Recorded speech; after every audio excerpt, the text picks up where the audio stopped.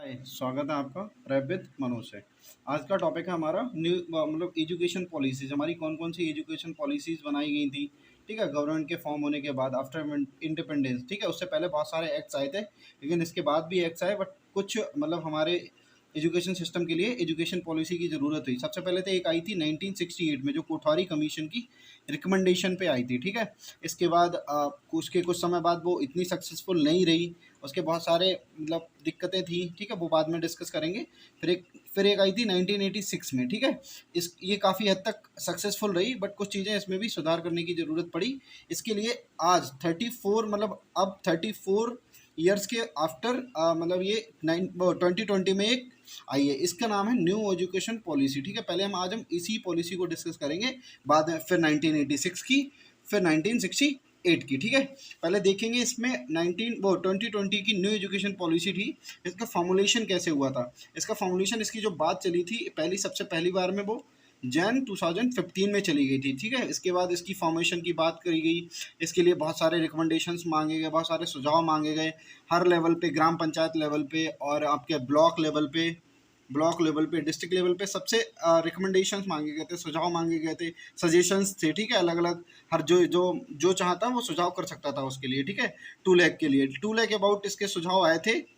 इसके बाद इसको अप्रूव किया गया था 29 जुलाई को इसको अप्रूव किया गया था। और इस एजुकेशन पॉलिसी की सबसे बड़ी बात थी कि जो पहले 1986 की जो एजुकेशन पॉलिसी में जो मिनिस्ट्री ऑफ ह्यूमन रिसोर्सेज का नाम था, उसे बाद में मिनिस्ट्री ऑफ एजुकेशन कर दिया गया था, ठीक है? जिसे 1986 में मिनिस्ट्री ऑफ ह्यूमन रिसोर्सेज किया गया था, उसको अब क्या कहा जाने लगा? मिनिस्ट्री ऑफ एजुकेशन, ठीक है? इसकी कमेटी बनी थी, और इसकी कमेटी, सबसे पहली कमेटी का नाम था evolution of a new education policy. New education policy, ठीक है? इसके चेयरमैन जो बनाए गए थे, वो थे TR, चेयरमैन कौन थे? TR सुब्रमण्यम, ठीक है? TSR सुब्रमण्यम, ठीक है? इसने अपनी जो evolution of new education policy ने अपनी जो रिपोर्ट पेश की गई थी, वो मई में करी थी, ठीक है? मई में करी थी 2016 में, ठीक है? एक नई कमेटी गठित की गई थी, जिसका नाम था ड्राफ्ट कमेटी नेशनल एजुकेशन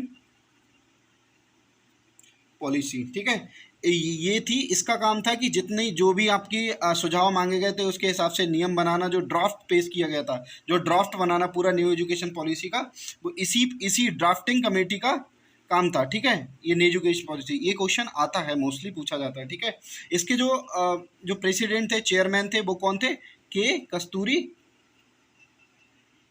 कस्तूरी रंगन, ओके, ठीक है? और इसका जो मसौदा तैयार हो गया था, ड्राफ्ट कब तक कंप्लीट हो गया था? 31 मई 2019 को, ठीक है? फिर इसके बाद इस पे फिर सजेशंस मांगे गए, कौन से अमेंडमेंट, कौन से चेंजेस करने हैं, ठीक है? इसके बाद न्यू एजुकेशन पॉलिसी 2020 में ये अप्लाई की गई थी, ठीक है? अच्छा, आपके न्यू एजुकेशन की फॉर्मेशन के बाद अब हम बात करेंगे कि कौन कौन से लेवल पे कौन कौन से रिफॉर्म किए गए, ठीक है? जो एजुकेशन पॉलिसी बनाई गई थी, जो ड्राफ्ट में जो भी मतलब बातें कही गई थी, अलग अलग स्टेजेस पे, ठीक है? तो हम सबसे पहले देखेंगे स्कूल एजुकेशन, ठीक है? जो विद्यालयी शिक्षा है, उसमें कौन कौन से हमारे रिफॉर्म की बात की गई थी। उसमें सबसे पहला तो रिफॉर्म की बात की गई थी, जो यूनिवर्सलाइजेशन लाया जाएगा, जो प्री स्कूल से लेके सेकेंडरी स्कूल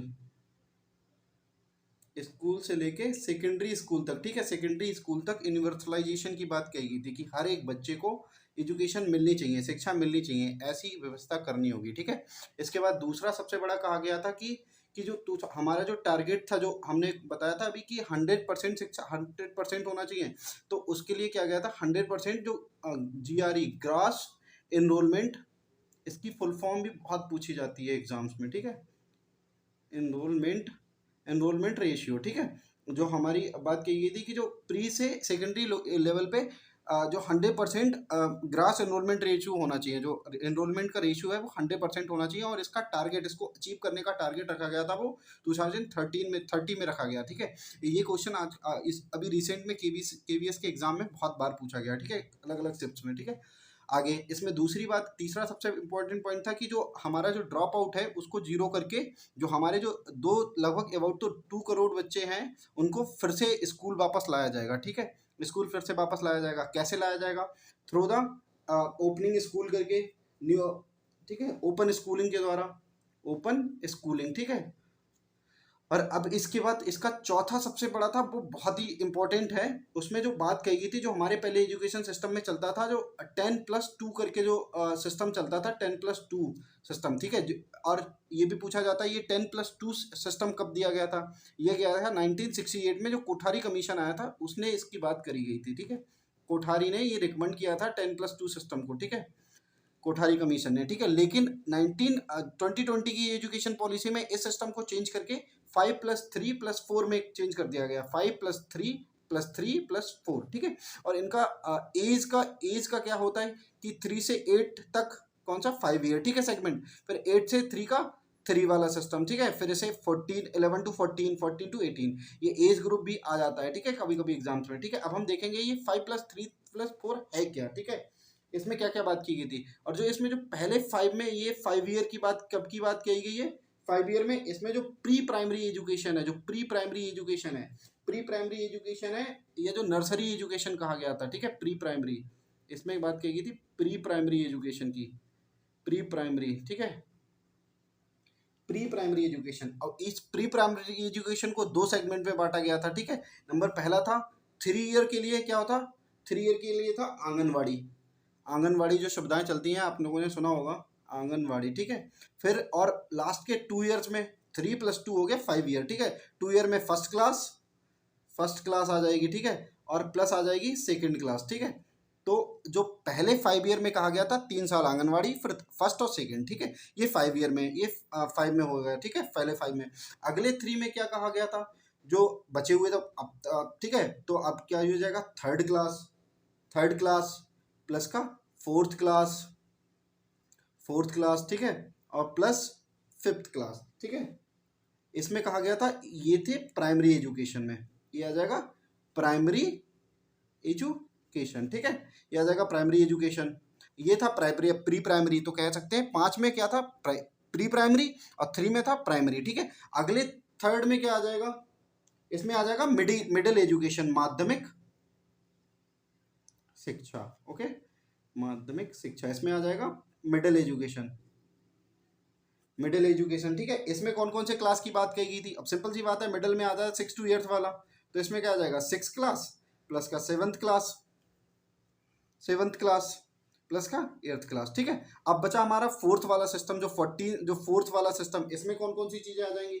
इसमें फोर्थ वाले में आ जाएगा 9th और 10th, फिर क्या आ जाएगा? 11th और 12th। ठीक है, इसमें क्या था? 9th की बात की गई, 9th क्लास पढ़ाया जाएगा इसमें, 9th क्लास प्लस का 10th क्लास प्लस का 11th क्लास प्लस का 12th क्लास। ठीक है, ये आपको 5 and 3+4 वाला सिस्टम समझ आ गया, आई होप सो। ठीक है, अगला क्या बात कही गई थी इसमें कि जो ये एनईपी थी, एनईपी किसी भी राज्य के लिए स्पेसिफिक नहीं थी, कि मतलब कि आपको लिए बहुत मतलब जरूरी नहीं है आपके लिए कि आप लागू करो, लेकिन मोस्टली स्टेट्स ने लागू करने की बात, क्योंकि इसमें बहुत सारे बहुत टाइम पहले थे, 1986 आई थी, उसके बाद काफ़ी ज़रूरतें पड़ गई थी कि न्यू एजुकेशन को लागू किया जाए, तो मोस्टली स्टेट ने लागू की थी। ठीक है, इसको। ठीक है, और इसमें क्या कहा था? दूसरी बात, अंडरस्टैंडिंग के लिए वो हमारे एनसीएफ में भी बताया गया था कि रोट लर्निंग को खत्म किया जाएगा पूरी तरह से। ठीक है, अंडरस्टैंडिंग लर्निंग को बढ़ावा दिया जाएगा। ठीक है, बेटर स्किल्स के लिए बात की गई थी। ठीक है, बेटर टीचिंग स्किल्स भी, टीचर्स के लिए काफ़ी रिकमेंडेशन थी, वो हम अगले सेगमेंट में पढ़ाएंगे टीचर एजुकेशन में। ठीक है, इसमें बेटर स्किल्स अच्छी। ठीक है, और एक और चीज़ है, इसमें FLN की बात की गई थी, FLN। ठीक है, FLN की एक अलग से वीडियो आएगी, FLN foundational literacy and numeracy. ठीक है, ओके। और इसमें जो बेटर स्किल्स की बात की गई थी, जो बेटर स्किल्स है और जो टेक स्किल्स हैं, सॉफ्ट स्किल्स हैं, इनका टारगेट रखा था कि बच्चों को 8 क्लास तक ऐसे पढ़ाया जाए कि 8 क्लास तक ये सारी स्किल्स थोड़ी थोड़ी आ जानी चाहिए, मतलब बेसिक्स इनके समझ जाना चाहिए। ठीक है, और अगली बात की गई थी फन, और इसमें बात की गई थी स्कूल एजुकेशन पे ही, कि फन बेस्ड लर्निंग कराई जाएगी। ठीक है, फन बेस्ड लर्निंग। ठीक है, कि बच्चों को मतलब मज़े के साथ पढ़ाया जाएगा, मतलब खेल विधियों से पढ़ाया जाएगा, और बहुत सारे मतलब ऐसे इक्विपमेंट्स, ऐसे मतलब एड्स यूज किए जाएंगे जिनसे बच्चों को समझ में आए, अच्छा और इंटरेस्टिंग क्लास हो जाए, ठीक है। और सिंपल करिकुलम की बात की गई थी, जिसमें मतलब कि कोई बुक्स, मतलब प्राइमरी लेवल पे, प्री प्राइमरी लेवल पे कोई भी बुक्स की रिकमेंडेशन नहीं की गई थी, ठीक है।